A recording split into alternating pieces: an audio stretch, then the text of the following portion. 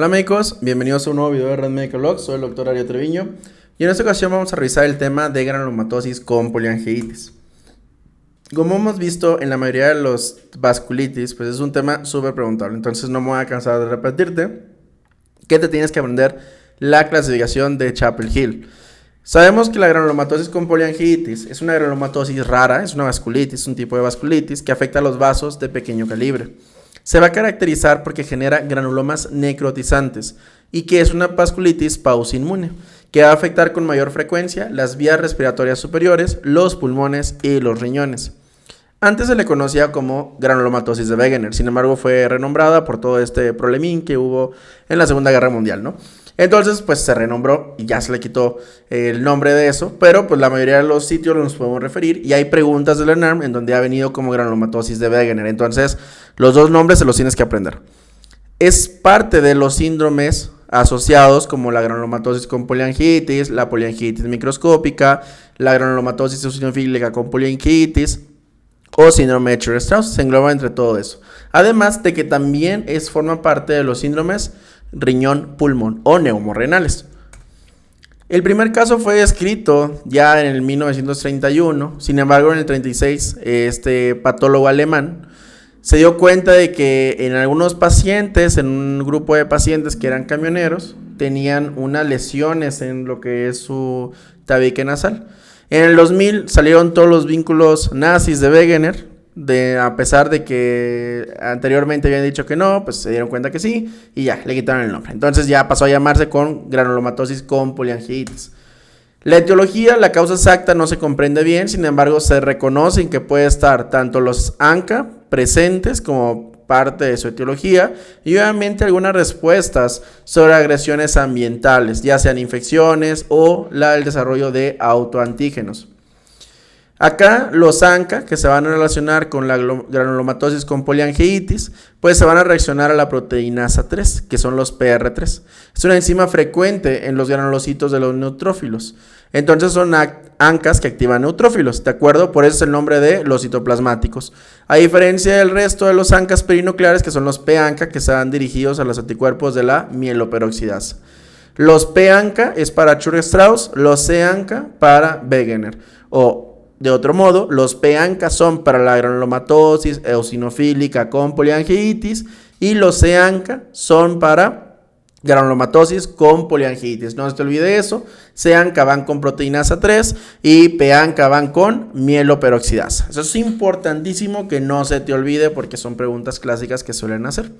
La etiología, pues como hemos comentado, hay causas infecciosas como bacterianas, virales, incluso medicamentos. Sin embargo, solo son hipótesis, no se ha demostrado nada de eso. Entre las tres vasculitis, ANCA, esa es la más frecuente, es una mayor incidencia en regiones frías y la incidencia es de 3 por cada millón de habitantes. Se presenta más que nada en personas de edad avanzada, entre los 64 y los 75 años, y no hay una predilección de sexo a diferencia de otras. Fisiopatológicamente sabemos que existe la formación de granulomas y que estos pueden iniciar en forma de microabscesos neutrófilos.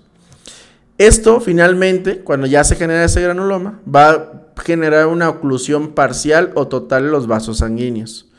A diferencia de la sarcoidosis, estos granulomas no están del todo bien formados y consisten en células gigantes rodeadas de células plasmáticas, linfocitos y células dendríticas, a diferencia de la sarcoidosis y la tuberculosis, que son granulomas de a de veras.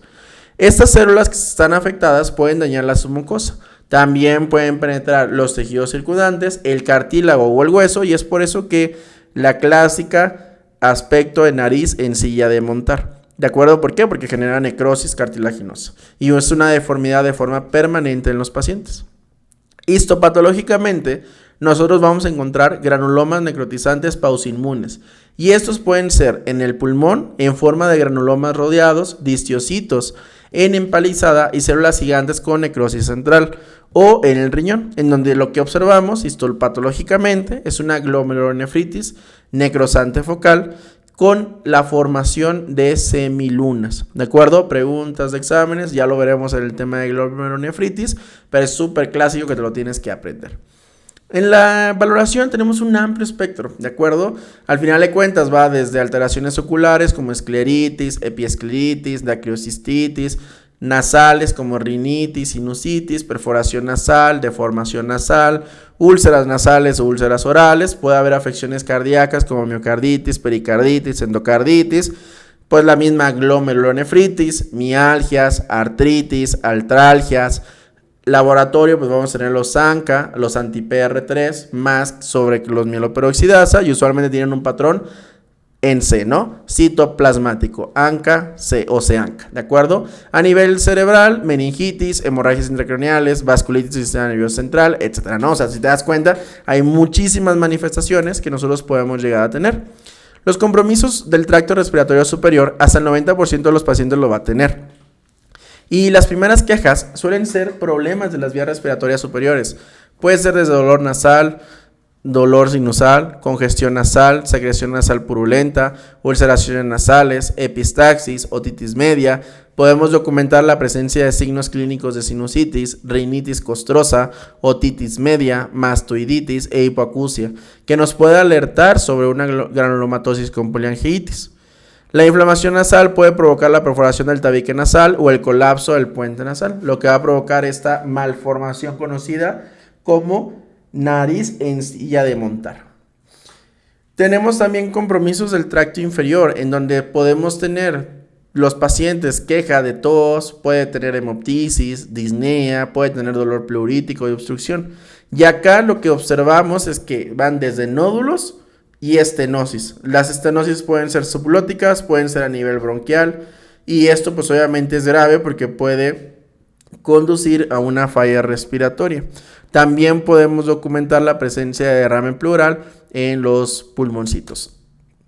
El compromiso renal pues lo forma en forma de una glomerulonefritis rápidamente progresiva en un patrón con las clásicas semilunas, ¿de acuerdo? Entonces eso no se te olvide porque pues puede ser alguna preguntilla por ahí.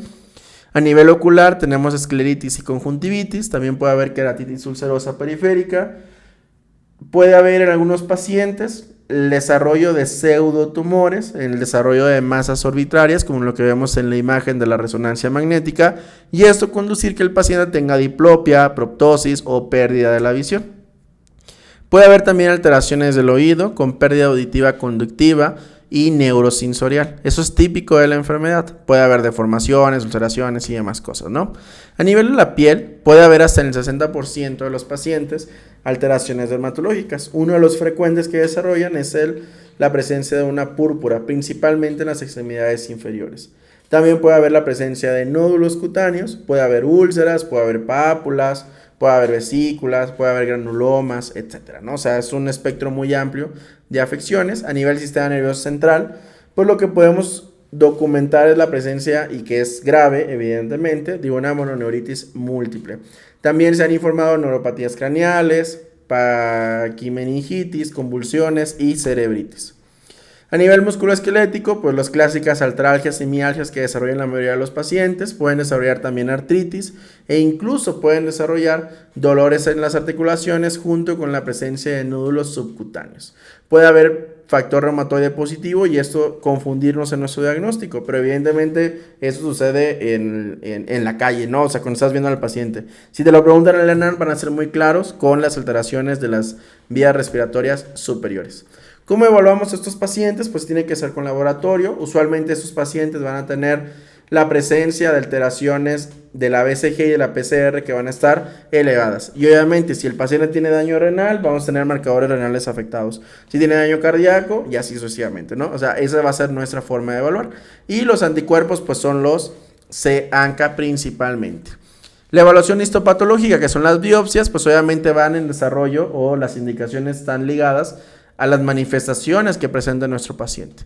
El pulmón es el sitio más común para una biopsia, se puede realizar, sin embargo la biopsia renal también se puede realizar con la búsqueda de una glomerulonefritis necrosante.